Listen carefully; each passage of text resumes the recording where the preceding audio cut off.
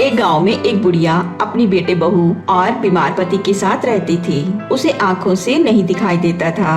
वह बुढ़िया गणेश जी के परम भक्त थी। नित्य ही वह गणेश जी की पूजा भक्ति बड़ी श्रद्धा से किया करती थी। एक दिन उसकी भक्ति से प्रसन्न होकर गणेश जी उसके सामने प्रकट हो गए और बुढ़िया से वरदान मांगने को कहा। बुढ़िया गणेश जी के दर्शन करके बहुत खुश हो गई। उसने कहा कि प्रभु, आपके दर्शन करके मैं तो संतुष्ट हो गई। अब तो मांगने के लिए कुछ रहा ही नहीं। लेकिन गणेश जी बोले कि मेरे दर्शन निरर्थक नहीं हो सकते, अतः तुम्हें कुछ तो मांगना ही पड़ेगा। तब वह बुढ़िया बोली कि मुझे कुछ भी समझ में नहीं आ रहा कि मुझे क्या मांगना चाहिए। तब गणेश जी बोले कि ठीक है, मैं कल फिर आऊँगा, तब तक तुम सोच लेना कि तुम्हें क्या चाहिए। और वह अंतर ध्यान हो गए। बुढ़िया ने अपने बेटे से वरदान वाली बात की तो उसके बेटे ने कहा कि सोचना क्या है माँ, धन मांग लो ना। फिर उसने अपनी बहू से बात की तो बहू ने कहा कि माँ पोता मांग लो। फिर बुढ़िया ने यही बात अपने बीमार पति से भी कही तो उसने कहा कि मेरे लिए अच्छी सेहत मांग लो। बुढ़िया ने सभी की बात सुनी परंतु उसे कुछ समझ में नहीं आ रहा था। उसने सोचा कि चलो एक बार पड़ोसन से भी पूछ के देख लेती हूँ। तो उसकी पड़ोसन ने कहा कि तुम किसी और से कुछ मत पूछो,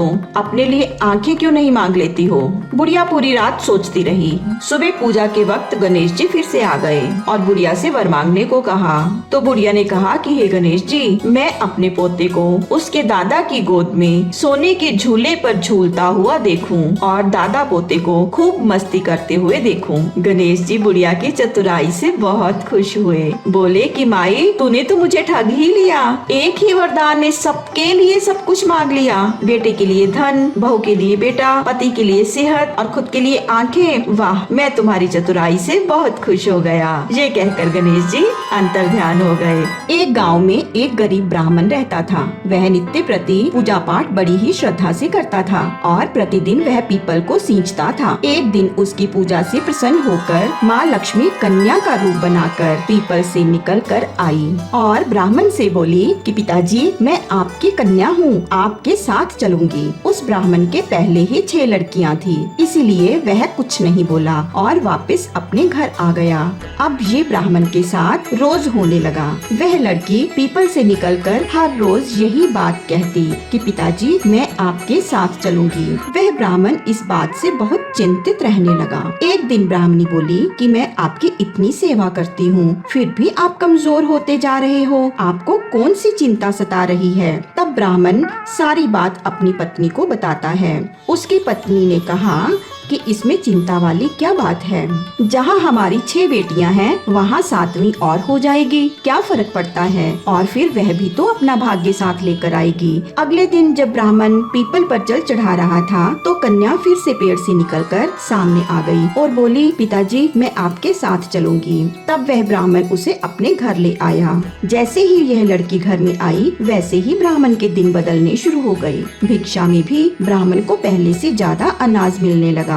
जब ब्राह्मणी भोजन बनाने लगी तो लड़की ने कहा कि माँ, आज का खाना मैं बनाऊंगी। ब्राह्मणी ने कहा कि अभी तुम बहुत छोटी हो, तुम्हारा हाथ जल जाएगा। परंतु वह लड़की नहीं मानी। जब वह लड़की आटा छानने लगी तो परात आटे से भर गई। वह लड़की रसोई घर में जिस चीज को हाथ लगाती वह चीज बढ़ती जाती। उसने कई प्रकार के भोजन बना दिए। सभी ने उस दिन भर पेट भोजन किया। कुछ समय पश्चात ब्राह्मणी का भाई घर आया और बोला कि बहन, भूख लगी है, मैं खाना खाऊंगा। ब्राह्मणी सोच में पड़ गई कि सभी खाना खा चुके हैं, अब इसे मैं क्या खिलाऊं? लड़की ने पूछा कि माँ, क्या हुआ, चिंतित क्यों हो? वह बोली कि बेटी, तेरे मामा आए हैं, रसोई में कुछ नहीं है, मैं उसे क्या खिलाऊं? वह लड़की बोली कि माँ, चिंता मत करो, मैं अभी आती हूँ। यह कहकर वह लड़की रसोई घर में चली गई। वह तो साक्षात लक्ष्मी थी। ऐसा हो सकता है क्या कि माँ लक्ष्मी साक्षात जिस घर में हो वहाँ पर खाने के लिए कुछ ना हो? थोड़ी देर में वह अपने मामा के लिए स्वादिष्ट खाना बनाकर ले आई।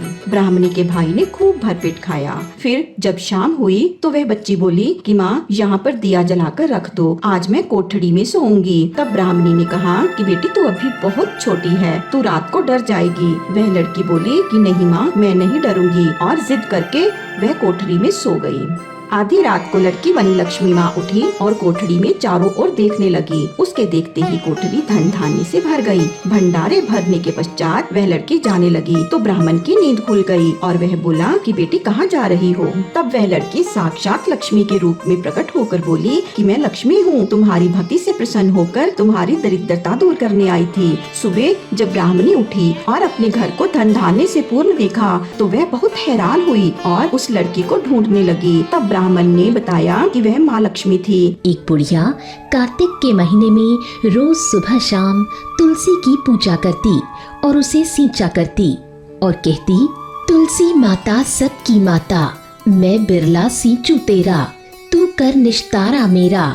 तुलसी माता अड़वा दीजिए, गड़वा दीजिए, पीतांबर का पैरन दीजिए, चटके की चाल दीजिए, पटके की मौत दीजिए, चंदन की लकड़ी दीजिए, झालर की झनकार दीजिए, ग्यारस की मौत दीजिए और श्री कृष्णा का कांधा दीजिए, बैकुंठ में वास दीजिए। बुढ़िया रोज आती, पूजा करती और यही बात तुलसी माता से कहा करती। बुढ़िया की बात सुनकर धीरे धीरे तुलसी माता सूखने लगी।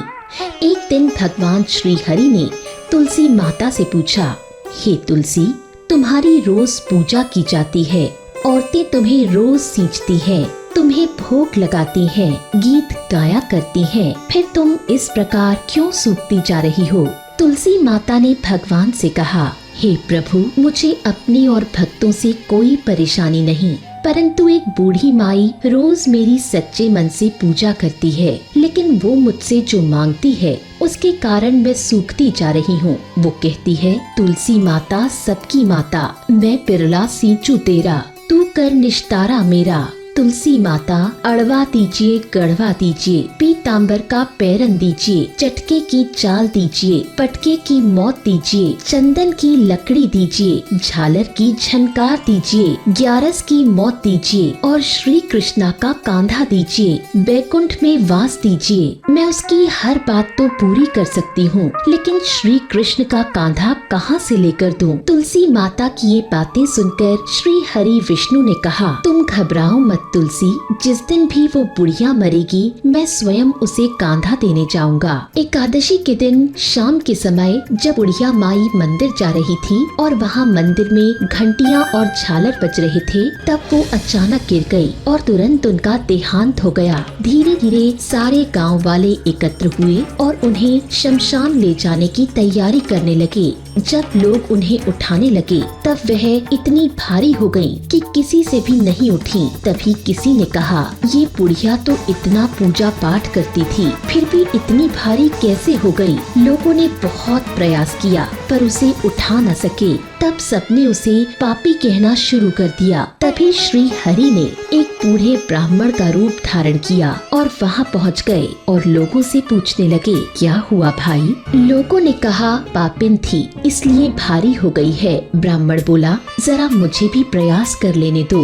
लोगों को बड़ा विस्मय हुआ कि जब सारे मिलकर उस बुढ़िया को हिला न सके तो ये बूढ़ा ब्राह्मण क्या करेगा। ब्राह्मण बुढ़िया के नजदीक गया और उसके कान में बोला, श्री हरि, बूढ़ी माई मन की निकाल ले, अड़वा ले, गड़वा ले, पीतांबर का पैरन ले, चटके की चाल ले, पटके की मौत ले, चंदन की लकड़ी ले, झालर की झनकार ले, ग्यारस की मौत ले, श्री कृष्णा का कांधा भी ले और बैकुंठ में वास भी ले। ऐसा कहते ही बुढ़िया का शरीर हल्का हो गया। भगवान ने उसे कांधा दिया और चंदन की लकड़ियों पर उसका दाह संस्कार किया और बुढ़िया को बैकुंठ का वास मिला। हे तुलसी माता, जैसी मुक्ति बूढ़ी माई को दिलाई वैसी हमें भी दिलाना। जैसे उसे श्री कृष्णा का कांधा मिला वैसे हमें भी दिलाना। जय तुलसी माता। एक बूढ़ा आदमी था, उसकी 2 बहुएं थीं। ससुर जी का काम दोनों बहुएं मिलकर करती थीं। ससुर जी ने एक दिन कहा कि बहू, कार्तिक का महीना आने वाला है और मैं भी कार्तिक स्नान करना चाहता हूँ। ऐसा सुनते ही बड़ी बहू ने तो तुरंत मना कर दिया। आप कार्तिक स्नान करेंगे तो दिवाली का काम, घर की सफाई करना, घर को गोबर से लीपना, गायों को चारा डालना, आपके नहाने की व्यवस्था करना, टाइम से रोटी देना, फलाहार देना, ये सब तो मुझसे नहीं हो पाएगा। आप एक बार छोटी बहू से पूछ लीजिए। तो ससुर जी ने छोटी बहू से कहा, बहू, मैं कार्तिक स्नान दान करना चाहता हूँ। छोटी बहू थोड़ी सी सीधी थी, तो उसने कहा कि ठीक है पिताजी, आप मुझे बताइए कि क्या क्या करना होगा। तो ससुर जी कहने लगे कि ज्यादा कुछ नहीं, रोज मेरे नहाने की व्यवस्था के लिए पानी भर कर रख देना, मेरी धोती को धुलकर डाल देना, दोपहर का खाना बना देना। छोटी बहू हर रोज सुबह उठकर 5 बजे कुएं से पानी भर कर ला देती, जिससे ससुर जी नहा लेते और फिर उनकी धोती को सुखाकर डाल देती।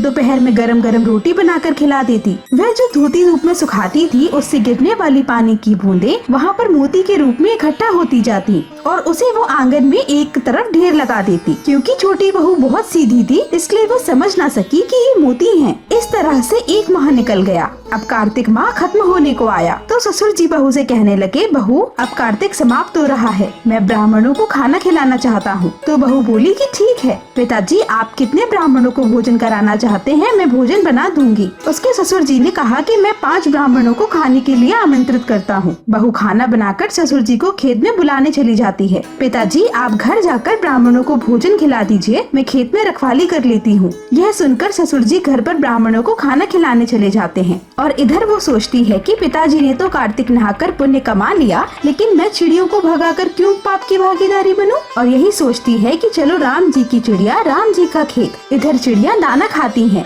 और जो दाने नीचे गिरते जाते हैं वो सब हीरे मोती बन जाते हैं। पास में ही बड़े भाई का खेत होता है। उसने वहाँ से देखा कि छोटे भाई के खेत में तो हीरे मोती जगमगा रहे हैं। जब उसने वहाँ जाकर देखा तो हीरे मोती के ढेर दिखाई दिए। उसने अपने पिताजी से पूछा कि पिताजी ये सब कैसे हुआ? तो पिताजी ने सारी बातें बता दी और कहा कि उसे तो कार्तिक महाराज टूटे हैं। बड़ा भाई जाकर जब अपनी पत्नी को बताता है तो उसके मन में भी लालच आ जाता है और वो कहती है कि ससुर जी ने तो पहले मुझसे ही कहा था, ये सब मैंने क्यों नहीं किया। अब वो साल भर का इंतजार करती है और कार्तिक माह आने वाला होता है तो जाकर ससुर जी से कहती है कि पिताजी आप इस बार कार्तिक स्नान करेंगे तो सारा काम मैं ही करूँगी। तो ससुर जी कहने लगे कि बहू इस बार मैं कार्तिक स्नान नहीं कर पाऊंगा, अब मेरे शरीर में इतनी हिम्मत नहीं बची है। तो यह सुनकर बड़ी बहू बहुत गुस्से में आ जाती है और कहने लगती है, छोटी बहू को तो माला माल बना दिया आपने, अब जब मेरी बारी आई है तो आप मना कर रहे हैं, यानी आप मुझे अमीर बनता हुआ देखना ही नहीं चाहते।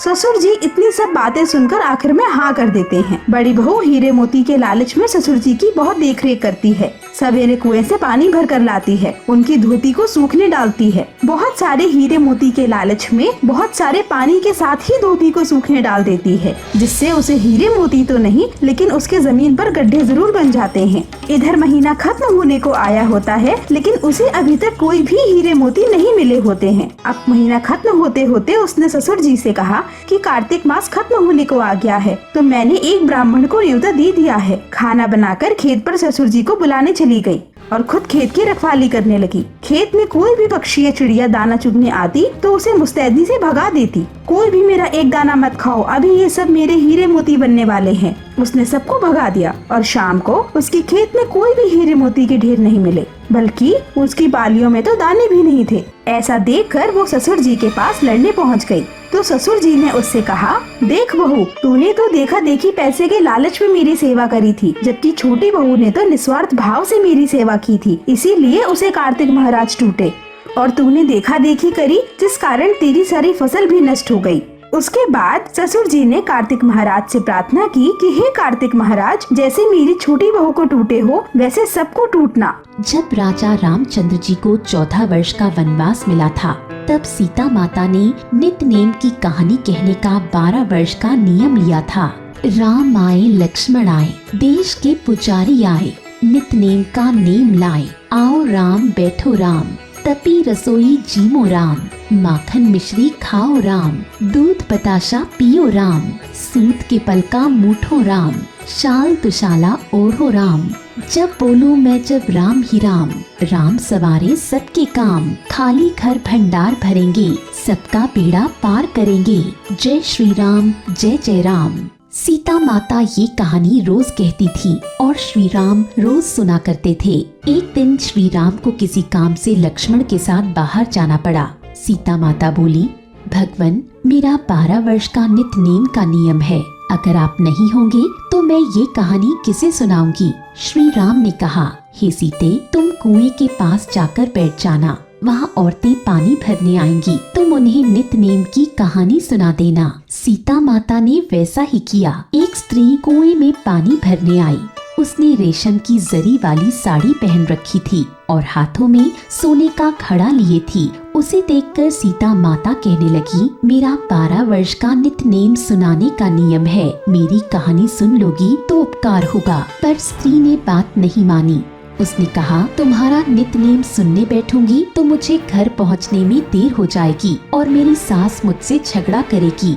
ये कहकर वो स्त्री वहाँ से चली गई। घर पहुँचते ही उसकी रेशमी जरी की साड़ी फट गई और सोने का घड़ा मिट्टी के घड़े में बदल गया। ये देखकर सास ने छिड़कते हुए कहा, ये किसका दोष अपने सिर पर ले आई है। बहू बोली, माताजी, मैं भी परेशान हूँ कि ये कैसे हुआ। मैं तो कुएं से पानी भरकर आ रही थी। कुएं के पास एक स्त्री बैठी थी। उसने मुझसे नित नेम की कहानी सुनने के लिए कहा, पर मैंने मना कर दिया। शायद इसी कारण मेरी ये दशा हुई है। सास तुरंत वही साड़ी पहनकर कुएं के पास जा पहुंची। सीता माता वहीं बैठी थी। उन्होंने सास से उनकी कहानी सुनने के लिए कहा। सास ने जवाब दिया, मैं तो एक नहीं 4 बार तुम्हारी कहानी सुनने को तैयार हूँ। सीता माता ने प्रसन्न होकर सास को नित नेम की कहानी सुनाई। कहानी सुनकर सास बोली, तुम्हारी कहानी तो बहुत अच्छी है। ये बोलकर वो सीता माता के पैरों में गिर पड़ी और अपने घर की ओर चल पड़ी। उसकी साड़ी फिर से जरी की हो गई और मिट्टी का घड़ा भी सोने के घड़े में बदल गया। घर पहुंची तो सास को देखकर बहू हैरान रह गई। वो बोली, सासू माँ, आपने ये चमत्कार कैसे किया। सास बोली, बहू, तू तो दोष लगा कर आई थी,